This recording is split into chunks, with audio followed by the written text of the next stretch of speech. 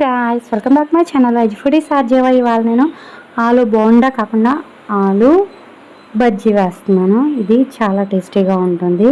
దీనికోసం మనం ముందుగా తురిమిన బంగాళదుంప, ఇంకా ఇందులో కొంచెం పచ్చిమిరపకాయలు, కొత్తిమీర, ఉల్లిపాయ ముక్కలు, ఇంకా మనం మ్యాష్ చేసుకున్న పొటాటోని, తురిమిన పొటాటో కూడా బాయిల్డ్ పొటాటో అయి ఉండాలి. ఇందులో కొంచెం మైదా, ఉప్పు, కారం, మసాలా పౌడర్, అల్లం వెల్లుల్లి పేస్ట్ వేసుకొని డౌలో ప్రిపేర్ చేసుకోవాలి. ఆల్రెడీ మీకు ఇది ఏ విధంగా తయారు చేయాలో కావాలి అంటే మనం ఇంతకుముందు వెజ్ నగెట్స్ చేసాం, అందులో ఉంటుంది చూడండి. ఇంకెందుకు లెంతీగా ఉండడం ఎందుకని చెప్పి అందులో ఉన్నది ఇది కాబట్టి ప్రాసెస్ డైరెక్ట్గా చెప్పేస్తున్నాను.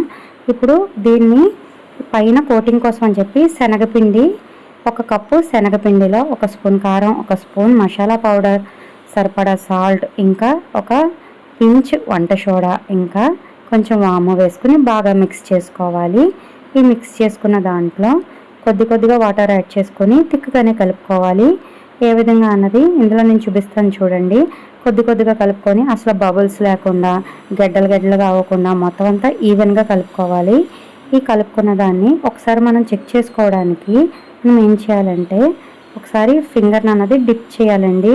డిప్ చేసినప్పుడు ఆ ఫింగర్కి ఇదిగోండి ఈ విధంగా మొత్తం పిండి అన్నది పట్టాలి. ఇప్పుడు మనం బంగాళదుంపని మనం నచ్చిన షేప్లో, బంగాళదుంప పిండిని నచ్చిన షేప్లో చేసుకొని ఈ శనగపిండిలో డిప్ చేసి డీప్ ఫ్రై చేసుకోవడమేనండి వేడి నూనెలో. ఇది మీడియం నుంచి హై ఫ్లేమ్కి అడ్జస్ట్ చేసుకుంటూ డీప్ ఫ్రై చేసుకోవడమేనండి.